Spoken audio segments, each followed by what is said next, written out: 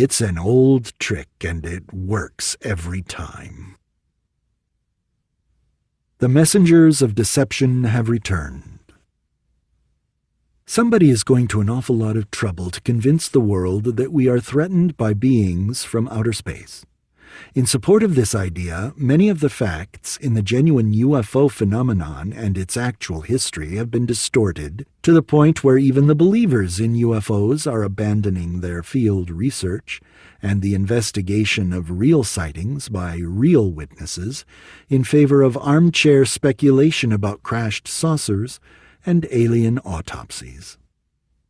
The time has come to mount an effort to restore some sanity to this field of research. It may prove to be a difficult task.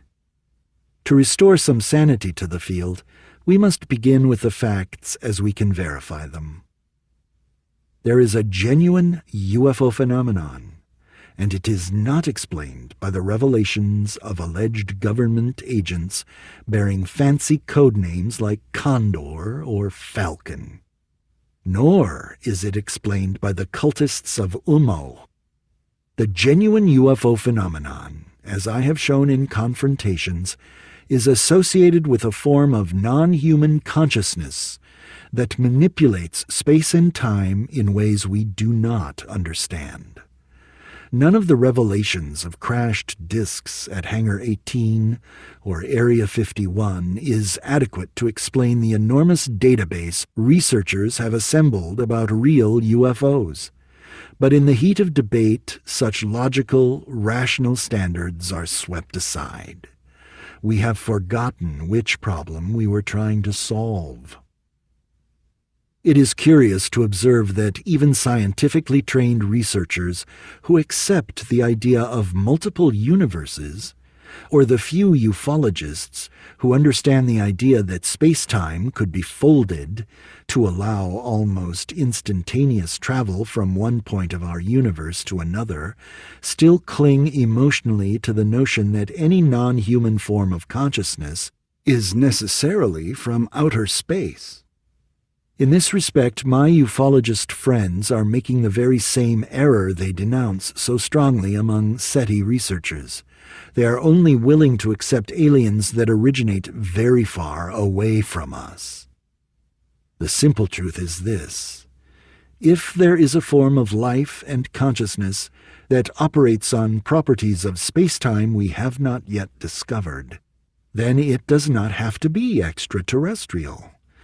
It could come from any place and any time, even from our own environment.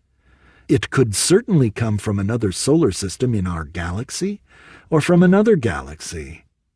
But it could also coexist with us and remain undetected. The entities could be multidimensional beyond space-time itself. They could even be fractal beings. The Earth could be their home port. The idea that we are about to encounter new enemies in outer space contains unfathomable power. And the human greed for power explains many apparent miracles. As for the vocal claim that there are 9 flying saucers in a hangar near Las Vegas, and a city full of mean little gray humanoids eating human flesh under New Mexico, it represents a fascinating new kind of revelation in our culture. If you can make enough people believe it, then they will believe anything else you tell them. They will follow you anywhere. Perhaps that will turn out to be the key to the allegedly secret revelations that a few well-intentioned messengers of deception are so generously offering to a gullible public.